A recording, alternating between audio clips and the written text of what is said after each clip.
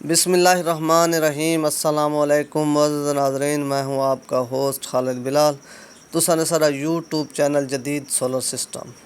उम्मीद करना कि सारे दोस्त खैरियत नाल होसन। ते ये पुराने सोलर पैनल हैं 325 वाट और 330 वाट दे, क्योंकि ये तकरीबन मॉडल भी इन्हां दे उत्ते लिखा होए और 2018 तो 19 मॉडल इन पे प्लेटां 2 वैरायटियां दे विच दस्तयाब हैं। तां क्यू सैल दियां प्लेटां बिल्कुल ही ए ग्रेड दियां, 100% करंट भी इन्हां दा पूरा है ते बराए फिरोख्त इन पियां। तो इस टाइम भी ये चलदियां पैन ते 36 सोलर पैनल हिन पाए। तो बिल्कुल इन्हां दा करंट भी पूरा है, वोल्ट भी पूरे और अंपेयर्स भी बिल्कुल पूरे। तो इन्हां दा इस टाइम जेह्ड़े वोल्ट और अंपेयर हैं वो भी तो शेयर कीती वञा क्योंकि तफसील नाल।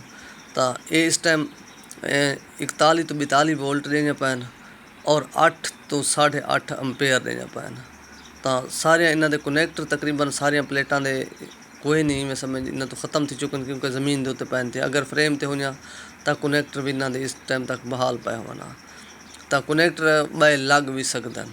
तो बाकी तारां डब्बियां इन्हां दी जेह्ड़ी कंडीशन है पई ये QC दी प्लेट है पई, QC और स्टैंप भी कंपनी दी मौजूद खड़ी है उत्ते।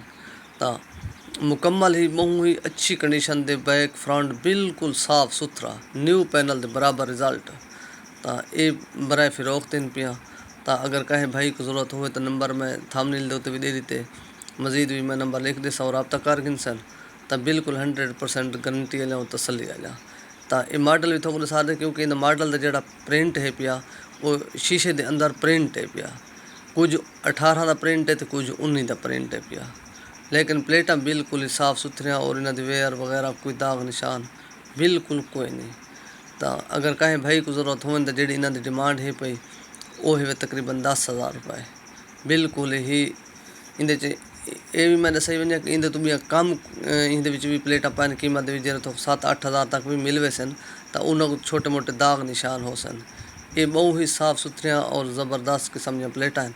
तो ई वजह तो इन्हां दी डिमांड भी मैं थोड़े सही गया कि 10,000 रुपये। अगर कहें दोस्त को ज़रूरत हो सन तो मज़ीद रब्ता भी कर गिन सी। तो बाकी इंशाल्लाह सोलर दी भी अपडेट है शाम तक जरूर करे सो, जी सूरत हाल हो सी वो भी थोड़ा दसे सू। इन अपना ख्याल करे सो, दे सो इजाज़त। अल्लाह हाफिज़।